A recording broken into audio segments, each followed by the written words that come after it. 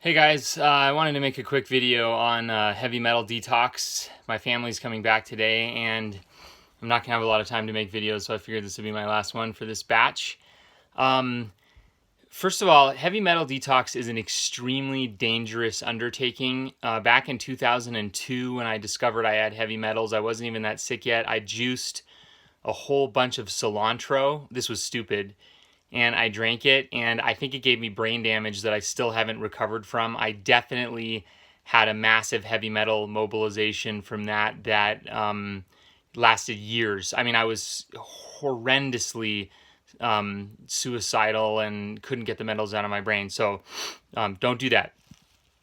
Heavy metals should be thought of as playing with fire, maybe even a nuclear bomb.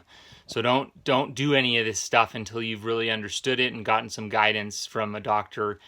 Also, when you get out of mold, a lot of heavy metals are going to come out on their own as the body turns detox back on. So a lot of experts, and I agree, that when you are first getting clear of mold, you don't really need to do anything to detox. You can just let the body do its thing. Some people find that some gentle binders maybe help during that process, but most people agree, don't mess with it. Just let the body sort of do its thing. We're also finding that these parasites that seem to be at the root of, or one of the roots of mold illness, these parasites hold on to heavy metals and mold toxins. They sort of use them as their cloak, or like shield, if you will. And so when you kill the parasites, which also is an advanced thing, don't kill parasites unless you are ready, unless you've already done a lot of detox and a lot of avoidance and you're sort of ready. That's, again, something I can't warn you strong enough about. Killing the parasites can be very dangerous and life-threatening even, and maybe very counterproductive to healing. So be careful with that. But when you do kill the parasites, they release a lot of mold and metals.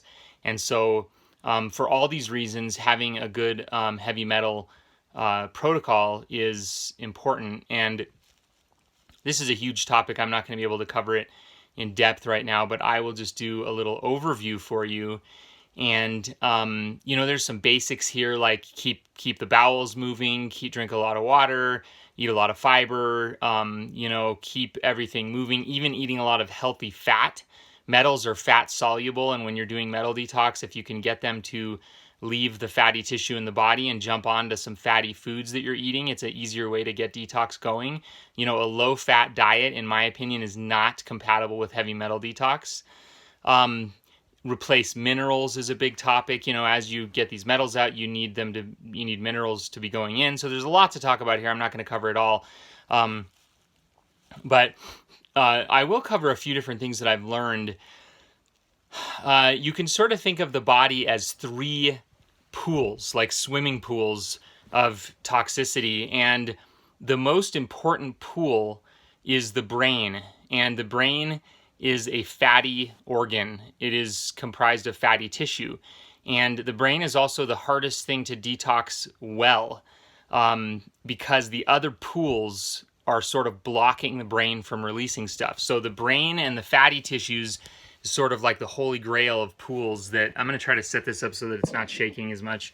The brain and the fatty tissues is like the holy grail. Then shallower pool is the blood. The blood is water soluble. And then the most shallow pool, the easiest one to clear, is the gut, the intestines. So we want the intestines to be the most clear first, and then the blood, and then we tackle the brain so that we create a diffusion gradient. A diffusion gradient, do you know what a diffusion gradient is? It's like if you drop a drop of red dye in a glass of water. The red dye diffuses, right? It gets less concentrated. We want the metals in the brain to diffuse away from the brain. There's a lot of mistakes you can make in heavy metal chelation that do the opposite, and you cause the heavy metals to diffuse into the brain. That's really bad. Don't do that. And if you don't know how to avoid doing that, then the best piece of advice I have for you is first, do no harm. So if you don't know what you're doing with metal chelation, don't do anything. There are a lot of people who actually were living pretty normal lives who had their whole lives ruined by trying the wrong heavy metal detox. There's a website called dmpsbackfire.com It's about a bunch of people, a lot of them who had pretty normal lives, weren't that chronically ill. Maybe they were a little ill, and they took chelators the wrong way, and now they're disabled. So that's important. But from a philosophical standpoint, we want to diffuse the metals out of the brain into the blood, and then out of the blood into the intestines. There, we could call them compartments: the brain compartment, the blood compartment, and the intestinal compartment. If the intestinal compartment is toxic, and the liver is toxic, and the blood is toxic, and you mobilize heavy metals in the brain, they have nowhere to go. They will not be able to diffuse into those other compartments. They will just be bouncing around in the brain, causing a lot of damage and maybe permanently disabling people. So this is a very serious topic. Now, sorry, I'm getting over a little cold here. There are different chelator tools that tackle the different compartments. The problem is they have a little bit of overlap. It's not a perfect science. So you cannot always just tackle the brain, just tackle the blood, or just tackle the gut. There's overlap, and that's why this gets hard. If it was an easy, perfect science, you could just do the gut first, then the blood, and then the brain, so that you create a lower steps of concentration away from the brain.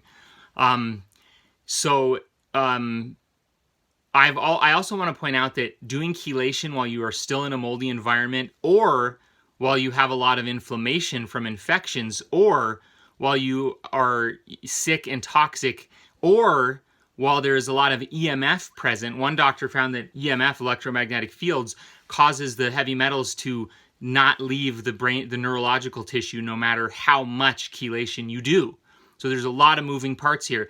If you can get to a clear area that doesn't have mold toxin and doesn't have EMF, and if you can reduce the inflammation in the body and get rid of the mold toxicity and lower the infections first, which is hard to do and maybe even impossible, then heavy metal chelation goes a lot more smoothly. So there's about 25 different heavy metal chelation tools that I know about. And some of them can be your friend on one day and your enemy on another day, depending on the biology in the body. So these are not assets necessarily. These are extremely dangerous tools that, when used properly, with a little bit of luck and a little bit of skill, maybe will help you. I'm trying to scare you here.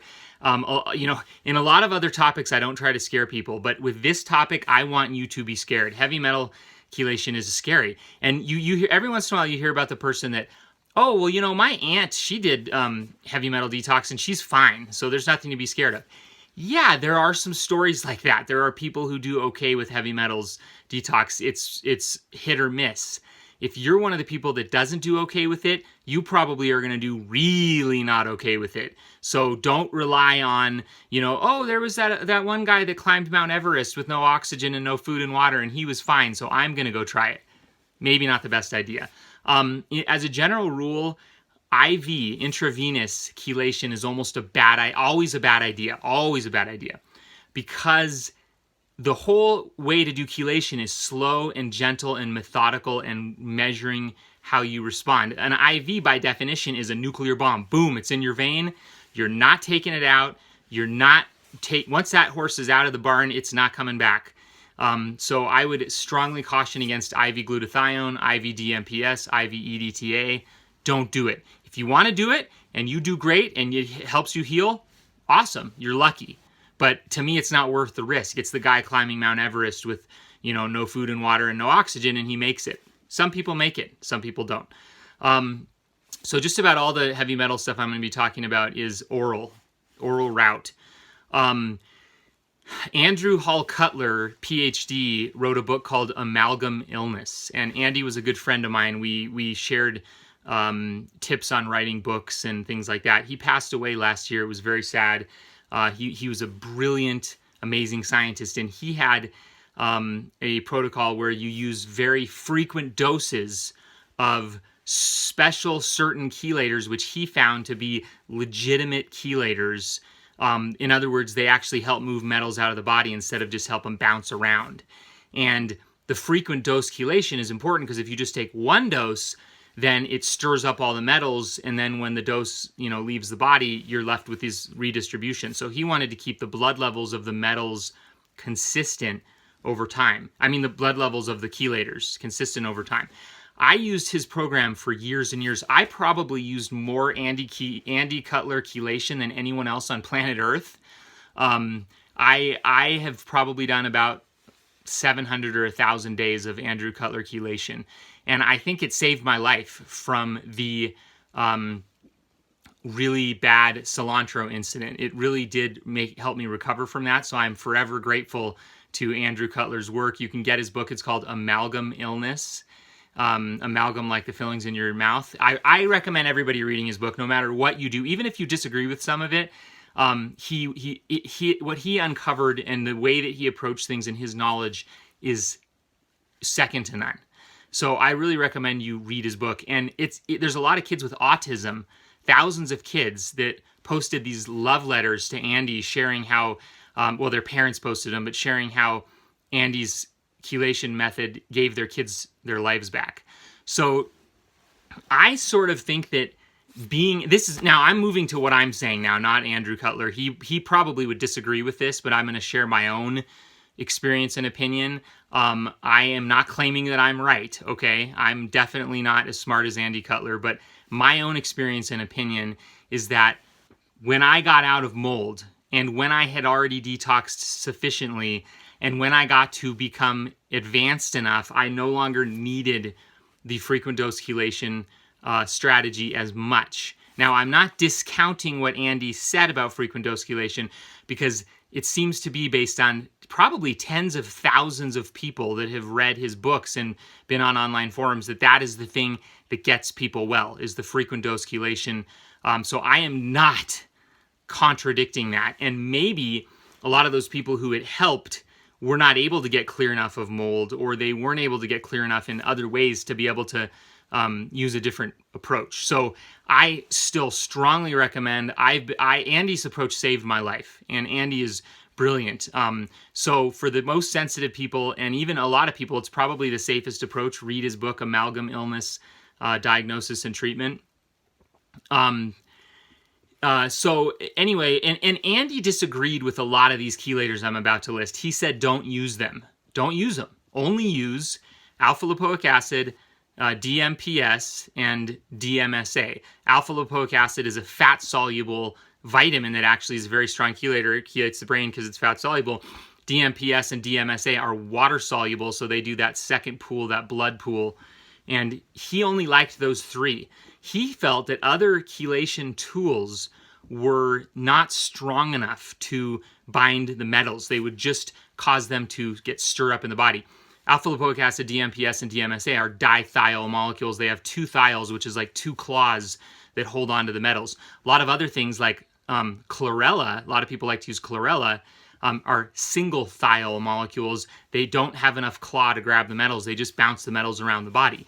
I found that to be very true. Cilantro and chlorella screwed me up. So I think Andy is precisely correct that the dithiol molecules are the best ones.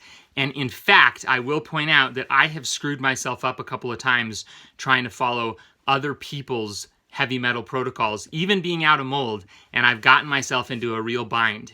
And the only thing that has gotten me out of that bind, the only thing, has been going back to Andy Cutler's work and doing frequent doses of alpha lipoic acid and DMPS. I prefer DMPS. Andy sometimes like to combine lipoic acid and one of the water-soluble ones, DMSA or DMPS. I prefer doing DMPS. It felt better to me, less side effects. Andy kind of liked it better. It's kind of hard to get, but there's a company now that sells it. So I want to point out that even me personally, even though I consider myself fairly advanced in this stuff, Andy Cutler's method has bailed me out. I consider Andy Cutler's method to be like the gold standard. And anything else you do is do it at your own risk. I really do believe that. Some people on mold avoiders would disagree with me and say, no, I've done this or that and I've had good luck with it. But I'm just telling you, it's like the Mount Everest thing. Some people climb Mount Everest without oxygen and without help, and they make it, and others don't. And I think that the most likely way to get to the top of Mount Everest safely is to use Andrew Cutler's protocol. Period. End of discussion. I should just shut this video off right now. But I will spend a few more minutes saying that when I have deviated from Andrew Cutler's protocol, Sometimes I've noticed benefits, and sometimes I've noticed getting screwed up. Lately, I do seem to be noticing some benefits, but I would say go off of that path, the Andrew Cutler path, at your own risk, because his path, his book, his discovery, in my opinion, is the gold standard for chelation. It is the safest. It is the best. It has the best track record of very sick people, including autistic kids, getting better. So let me repeat that. Andrew Cutler's chelation protocol is the gold standard. It's the safest. It's got the best track record. End of discussion. I've researched this a lot. I've spent years looking into this. That's just the end of the discussion. It doesn't mean that people aren't going to get good results and heal doing other things. They might. But I'm just saying, looking at a general population and studying this, I think that the statement is true. So what I'm about to say after this, a lot of this stuff Andy Cutler would disagree with, and I even disagree with sometimes because it's hit or miss. But you can try to clean the gut compartment with things like apple pectin. Apple pectin is a gooey fiber that doesn't get absorbed systemically. It also lowers cholesterol. That's one of its other purposes that we don't really care about. It stays in the gut and it sucks the mercury out of the bile and out of the water-soluble places. You could still get screwed up using even apple pectin, though, because it can pull on the brain. You know, as the diffusion in the gut lowers, you can draw metals from the brain because it's a diffusion gradient starting to happen. And if you don't have something to protect the brain, you can get screwed up. So you can get screwed up doing any of this, you guys, any of this at all. Apple pectin, a cousin of apple pectin is called modified citrus pectin. It's a kind of pectin that they modify so that it gets absorbed systemically.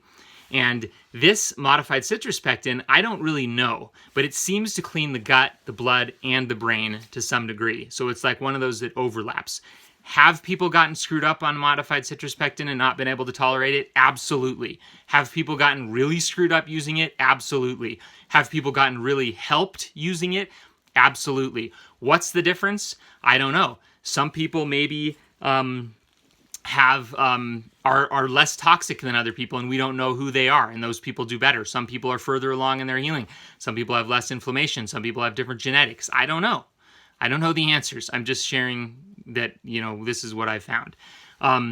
Modified citrus pectin also seems to have some strange ability to directly help get the metals away from dying parasites. It seems similar to me to Mimosa pudica in that regard, in that there's some X factor with modified citrus pectin that seems to help symptoms of parasite killing and metal release. That's just my opinion and my observation. Not everyone's going to agree. My theory here, okay? There are some other products that I like for the gut. Charcoal seems to do nothing for heavy metals at all. There's a product called Modifilan that is a brown seaweed extract that doesn't leave the gut, and it sort of, there's all these studies on this stuff that, like in Hiroshima and in the other big nuclear reactor meltdowns, I can't think of it right now, Fukushima maybe, this brown seaweed stuff really helps people detox from radiation, heavy metals, all kinds of stuff. So I really like the Modifilan, the brown seaweed extract. It can still be problematic, though, because as it absorbs the metals out of your gut, it creates a diffusion. It starts to create that diffusion gradient. When your gut is empty, the metals go to the lower concentration. You might need to look up diffusion in a dictionary or online to understand the concept, but things like to diffuse to areas of lower concentration to equalize the concentration, which is why when you put a drop of dye in water, it doesn't just stay there. It diffuses to the rest of the water and makes the water light pink.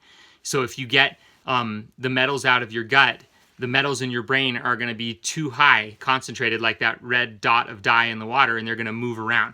So sometimes even clearing the gut, you need a little brain support to help the brain not get damaged by the metals that are moving. DMPS and DMSA are good water-soluble blood chelators. But again, those also can cause metals to redistribute to the brain and really screw you up. All this stuff can really screw you up. Everything, except maybe the Andy Cutler method. But pretty much everything else can screw you up, and maybe is better off not even being done. I don't know. the brain chelators are really only alpha lipoic acid, which is a vitamin you can get at the store. And if you can take lots of alpha lipoic acid, you can just go, to the store and take it, and you're like, oh, I've been taking 500 milligrams of alpha lipoic acid and I'm fine. That might be a clue that you're a little bit less toxic than other people. But there are also some people that can take lots of lipoic acid and then they still find out that they have heavy metals later. And so I don't totally understand why that is. Some people, the tiniest dose of lipoic acid destroys them and redistributes metal all over their body. Other people, they can take lipoic acid, but they can't take other things. I don't know why. Andy, I used to email Andy Cutler a lot and ask him questions. We were friends. We probably exchanged 1,000 emails. And I would say, Andy, why does this happen in heavy metal chelation? And I would ask him a question. And he would just write me back 3 words. I don't know. And he would hit send. And then I would say, Andy, why does this happen? And he would say, I don't know. And this is one of the smartest men on earth with regard to heavy metal toxicity, right? And he was smart enough to know that heavy metals are extremely complex and we don't have all the answers. And so the minute you walk into a doctor's office or you listen to a podcast or you watch a video or you read a book and the guy says, I know everything about heavy metals, run. I could send you guys some of the emails where Andy Cutler says, I don't know. And he wasn't saying I don't know because he didn't do the research or because he wasn't smart. I think he was the smartest heavy metal researcher basically ever to come around.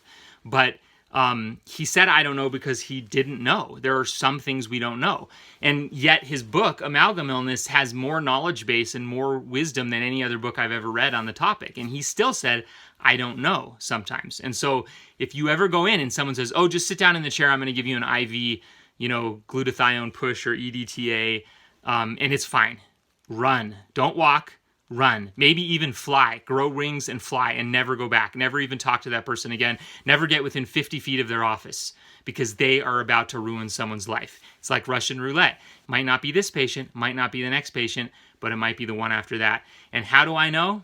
You guys think I'm making this up? No, I've written 5 books on Lyme disease that have sold 50,000 copies, 44,000. And people, I hear people all the time telling me stories. Oh my gosh, I went to this doctor. They gave me IV glutathione. It's been 18 months. I'm not the same. I'm suicidal. I can't get the metals out of me. It ruined my life. I hear that all the time. So just because this doctor has had some people do okay with it, I don't know. Maybe you're the gambling type and you want to, play Russian roulette or go bet your whole net worth on black or red, blackjack at the casino. Do it, sure. But I don't want you to do it, and I wouldn't do it. So if you haven't noticed by now, heavy metal discussion is extremely complicated. And if you've watched this video and you're terrified and you don't want to ever deal with heavy metals and you think this is just ridiculous, that's what I'm trying to make you feel. That's what I'm trying to make you feel. With things like mold avoidance and treating infections, personally, I think there's a lot more forgiveness. If you screw it up, yeah, you're going to get sick. You're going to hate life for a week or a month, but you're going to come back to normal. And maybe that's not true with all mold detox. Some mold detox can really screw people up. But in general, personally, doing infection treatments and mold treatments, I've never done something that's irreversible. Sorry, my arm's getting a little tired here, you guys. You're going to have to bear with me while I move this around. I've never done something irreversible with those things. But with heavy metal detox, I think there are some irreversible damage that can be done, or at the very least, there is some damage that would take decades to reverse. So back on the topic here, alpha lipoic acid is one of the ones that does detox the brain. And there are some people that get so screwed up because they chelate wrong that they're afraid to do anything, but what they really need is to do something. I'll give you an example. After I did that cilantro thing, I had so much metal in my brain, I was terrified to do anything else to make it worse.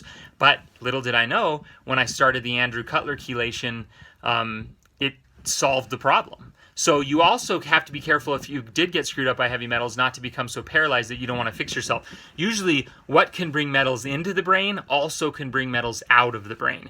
So, the cure is the poison. The poison is the cure to some degree. Some people, I remember Andy Cutler once telling me the only thing that can fix people who got screwed up with doing alpha lipoic acid the wrong way is doing alpha lipoic acid the right way. Like if you took alpha lipoic acid and it messed you up, the only way you're ever going to get over that is to take more alpha lipoic acid the right way that'll fix you. And I actually agree with that. I've found that to be true in my own experience. So there's another thing that I want to mention real quick, and that is that when you kill these parasites, they release a crap ton of heavy metals, like an unbelievable astronomical amount, and it just sucks. So killing parasites may be the thing that we need to do to get over this mold reactivity and this illness, but it's also one of those things that we can barely even do. And that's why this illness is hard. If all we had to do to cure this illness was eat 3 strawberries and sing a song, everyone would be doing it. And so, yeah, it's hard. And there's some risk involved. So alpha lipoic acid, there's a new chelator substance called OSR that's out that some people think is like this miraculous thing that's better than alpha lipoic acid, and I haven't found that to be the case. I do like it. I use it. I think it may bind a little bit better than alpha lipoic acid, but you can still get screwed up on it. I've heard people getting screwed up on it. It's not magical in my opinion. It's a very useful and valid tool, and I purchased it, and I'm glad that I have it and I use it, but it's not magical. So, I told you there was about 20 substances that I could talk about, heavy metal chelators, and I actually think it's kind of good that I have forgotten some of them right now and I'm not bringing them up, because what I don't want to do is give you a grocery list where you're going to go to the health food store and buy these things and start taking them and make yourself really sick. I think that probably a little ambiguity on this topic is good, because it'll force you to do some of your own homework and read Andy Cutler's book, Amalgam Illness, Diagnosis, and Treatment. Even if you end up approaching metals a little bit differently than he did, I still think everybody needs to read his book. It's like heavy metal kindergarten, and it's also like heavy metal PhD level, but you need to read his book before you do anything, in my opinion.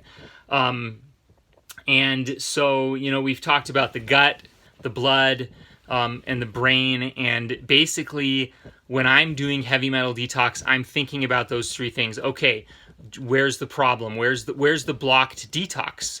What do I need to open up? And colonics, enemas, coffee enemas, things like that, they can help or hurt. I've heard some people getting hurt with heavy metal toxicity, and a lot of people are going to be flabbergasted because they think coffee enemas are the best thing in the world. It just depends. If you're super heavy metal toxic and you've never done anything to have heavy metals removed, and your brain is loaded with heavy metals like a shopping cart full of heavy metals, and you do a coffee enema, it can again cause that diffusion problem where your liver and your bowels empty quickly, and now your brain's heavy metals start to drain out, which can be a good thing. You want them to come out, but if it's done in an uncontrolled fashion, mercury, even a couple molecules of mercury can kill neurons in the brain. And so it's very dangerous stuff here, and there's not really any simple, easy answer for anyone.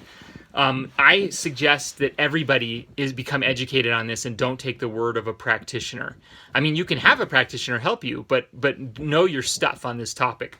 Okay, so replacing minerals like zinc especially can be really good. It can help alleviate the symptoms of heavy metal poisoning, as mercury occupies the zinc receptors, and as the mercury comes out, if you can quickly put the zinc in, it can help. I have heard some people say that taking too much zinc can cause them to go into a heavy metal crisis, because the zinc can also displace the mercury and cause, mercury mobilization. So as you can see, you guys, there's no easy answers to this. So we have the bowel, modifilin, apopectin. There's probably a couple I'm forgetting. Then the blood, water-soluble chelators are DMPS, DMSA, maybe OSR to some degree. And then you have the brain chelator, which is alpha lipoic acid, and maybe OSR, we don't really know. And then we have these sort of X factor ones like modified citrus pectin, which I don't really know what they're doing. They for sure seem to be working on the gut and the blood and the brain in some way.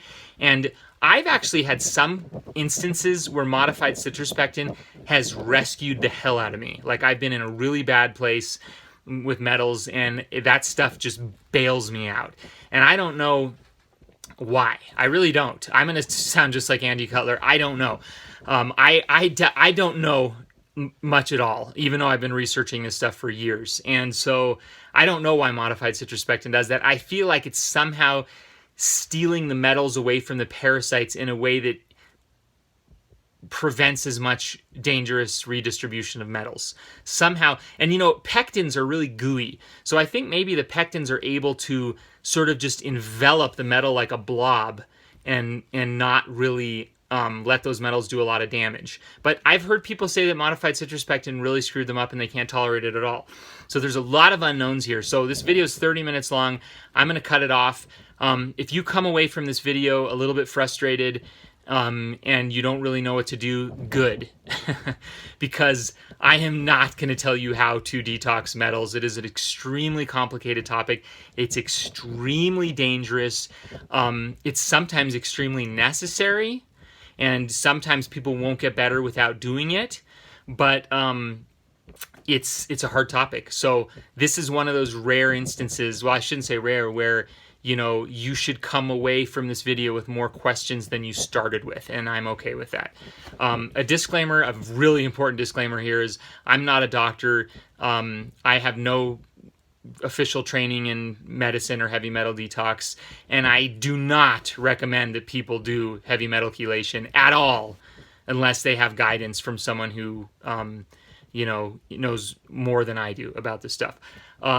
I also very much recommend that everybody buy Andy Cutler's book, Amalgam Illness. Everyone needs to know what that book says, whether you agree with it or not. It's a fundamental book to read with regard to mercury toxicity, in my opinion. And that's all for now. Thanks, guys.